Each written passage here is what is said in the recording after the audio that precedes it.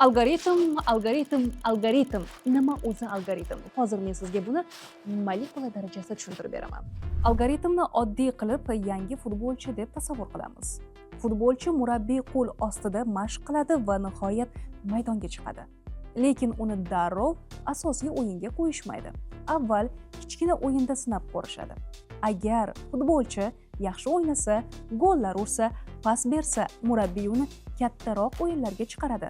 Agar umuman natija ko'rsatmasa, u zaxirada qoladi. Instagramdagi post ham xuddi shunaqa ishlaydi. Siz postni joylaysiz, algoritm uni avval kichikroq guruhga ko'rsatadi va odamlar like, komment, repost qilishsa, algoritm bu yaxshi o'ynayapti deb katta auditoriyaga chiqaradi. Agar hech kim qiziqmasa, post afsuski zaxirada qolib ketadi. Instagram rasmiy ma'lumotlariga ko'ra, algoritm futbolchi natijasi kabi 4 ta asosiy ko'rsatkichga qaraydi.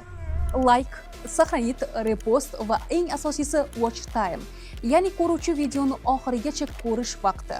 Algoritm ham murabbiyga o'xshaydi. Yaxshi o'ynagan futbolchi katta maydonga chiqariladi. Yomonini esa zaxirada qoldiradi.